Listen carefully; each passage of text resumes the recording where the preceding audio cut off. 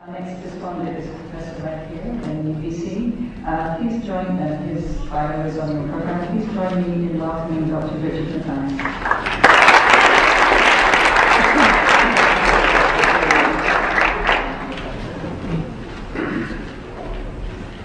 I'm going to be brief. I want to hear from you, and much of what I've said has been most eloquently brought forth by Thomas and by Will.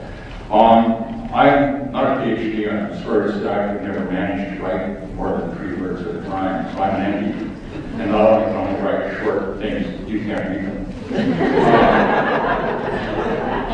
But I'm going to raise a couple of issues. First of all, I teach a course in critical thinking. And a course in critical thinking basically puts our paradigm of science against the paradigm of beliefs.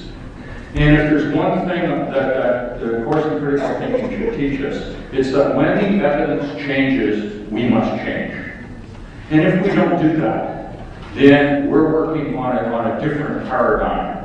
And I hate to say it, but you've seen lots of evidence here today that the politicians are working on a different paradigm. It's not evidence, it is belief. Why did we get here? Well, it's very interesting. The first study that I know of was in 1898. It was probably the best study ever done on cannabis, on marijuana. It was done in India. And it said that people who use marijuana are just as productive as people who don't, and that there were no health effects. And that was in 1898. And we've done numbers of studies here in Canada ever since. The evidence is consistent, but the reactions are very different. We have, in the 1920s, we had people talking about we have to stop opium use among our Chinese population because, well, they might seduce our white girls. Such a racist policy, which is continuing to this day. We have people in Alberta talking about reefer madness.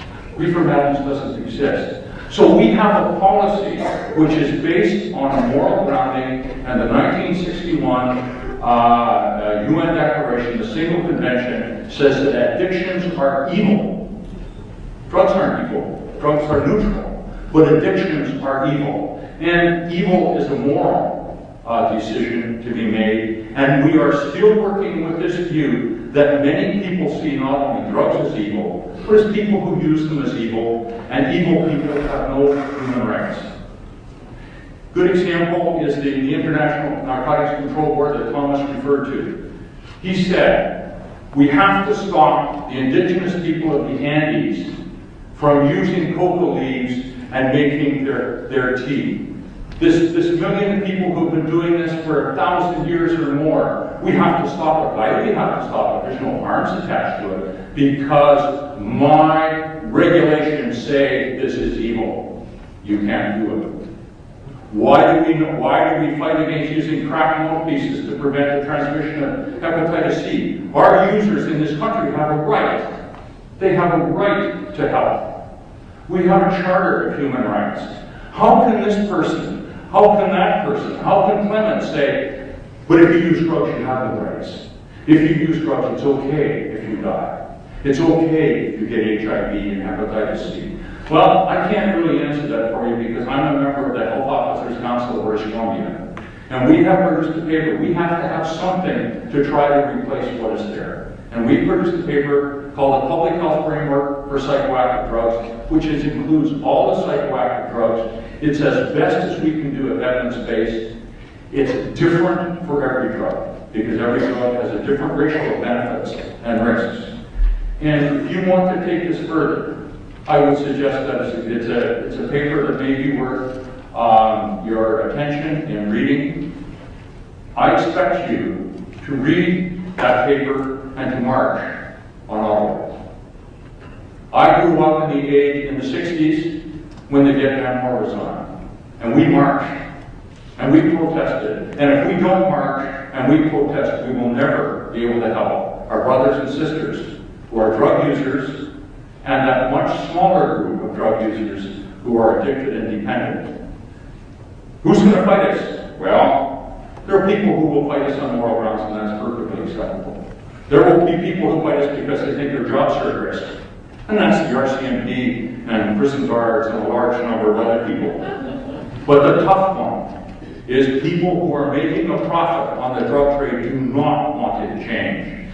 They are people who are fine, upstanding citizens with a lot of money in their pockets.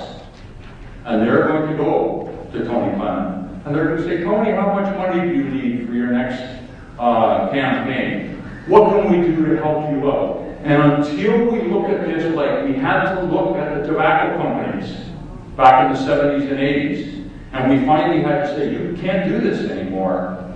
This is going to be your fight. This is going to be a tough fight, but we cannot lose.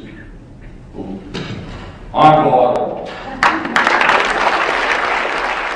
Well, thanks very much, Julian. I'm delighted to be here. And let me just say, I'm not a PhD, I'm not an MD, I'm just a politician. And I want to say, I don't want all of you to go away thinking that we're all just like Stephen Harper and Tony Kwan. And before we wrap the session, I do want to just take a moment to go back and visit really how the Insite of the fight for harm reduction came about. And in that process, what did it take? And now where are we, as Thomas, I think, so eloquently put, how the situation has really turned us back on so many fronts. The question really, in my mind, is this, it's quite fundamental. And that is the preservation of human life more important than partisan politics, political polls, and election cycles? Speed doctors in every political party, not spin doctors, I gotta tell you, and they'll be throwing political caution to the winds to say, addressing long-range solutions to serious health problems for marginalized people who don't vote is political suicide. And sometimes, we as politicians have a choice to make. We need to either move beyond conventional and convenient political thought to embrace new ideas, take a risk what we believe is the right thing to do, and to challenge the cultural perspective on what people believe is and what policy should be. And I have to say, I represent Vancouver Mount Pleasant, the poorest neighborhood in all of Canada. And quite frankly, there are many people in my neighborhood that not very many people care about. They couldn't give a shit, and pardon my French, about a lot of people in that community. And that goes with politicians as well. And it wasn't until the medical professionals, the coroner's office, the health authorities, and advocates from all fronts, not just addicts and people who were fighting the addiction, but other people as well. Families, individuals who have children, who are doctors, lawyers, prosecutors, they came forward and said, just a minute. Overdose and the spread of HIV and AIDS through needles and needle exchange programs need to be put in place. Why? Because it saves lives.